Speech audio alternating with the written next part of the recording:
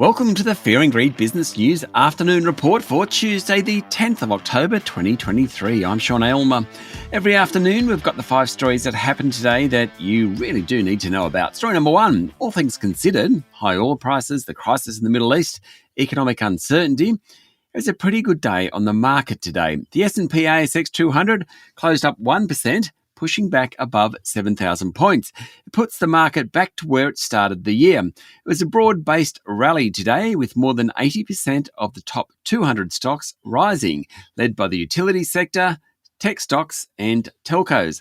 Origin Energy closed up more than 5% after the Australian Competition and Consumer Commission gave the go-ahead for Brookfield's $19 billion bid for the energy giant. The laggards on the market today were the financials. Taking a look at the largest companies, REA and Xero both jumped around 4%, while Telstra and Goodman Group were up more than 2%. Rio Tinto was among the worst on the day, at least among the large caps. It was down nearly 1%.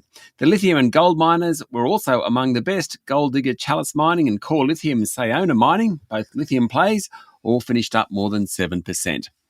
Story number 2, Israeli Prime Minister Benjamin Netanyahu has instructed the country's defence forces to prepare for a mass offensive against Hamas at an intensity that's never been seen before. He also said that the Israeli government would do everything it could for the hostages taken by Hamas in Gaza. Meanwhile, Hamas has threatened to kill one civilian hostage and broadcast it if Israel attacks the Gaza without notice. The death toll on both sides continues to rise. Globally, there's been condemnation of Hamas's incursion into Israel territory on the weekend. There's also been condemnation locally of anti-Semitic rallies where an Israeli flag was burnt. Prime Minister Anthony Albanese described the behaviour as horrific. Story number 3, the boardroom battle at pubs and liquor outlet Endeavour Group is starting to get ugly, with the chair taking on the biggest shareholder. The shareholder, Bruce Matheson, who owns 15% of the company, has been firing away at the board over the past couple of weeks around the group's performance, his view that costs are out of control, and whether former Woolies exec Bill Wavish could stand for election as a non-executive director, something Matheson supports. Today, the chair of the company, Peter Hurl, wrote to the company's 420,000 shareholders saying they needed to be wary of selective and incomplete information, adding that the board was acting in the interests of all shareholders, not just one. He said the Bruce Matheson Group had used selective and incomplete information, which has the potential to confuse shareholders. Endeavour, of course, operates 266 Dan Murphy's stores, 1,435 BWS liquor outlets, and 354 hotels with almost 13,000 poker machines inside them. Story number 4, BHP boss Mike Henry has called for stronger policy settings to cement Australia's relationship with Japan, our second largest trading partner. Now, we sell around $55 billion worth of coal to Japan, about $35 billion worth of natural gas, $9 billion of iron ore and concentrates, lots of beef, lots of aluminium. Our biggest import from Japan is cars.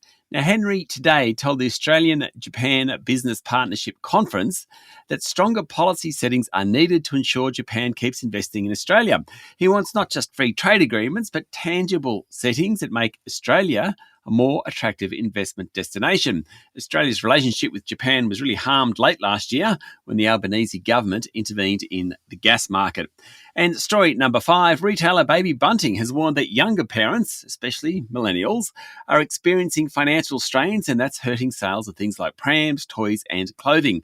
The new boss, Mark Tepperson, told shareholders at the group's AGM that the trading environment was challenging and turnover at the group is falling. He said 80% of new parents are millennials and are facing rising living costs, even if they don't have a mortgage. Baby Bunting said comparable store sales were down 8.5% year to date. Ouch. Shares in Baby Bunting rose 3% today, but are down 25% this year. That's it for the afternoon report for Tuesday, the 10th of October, 2023. Michael Thompson and I will be back tomorrow morning with a Wednesday edition of Fear and Greed Business News. I'm Sean Aylmer. Enjoy your evening.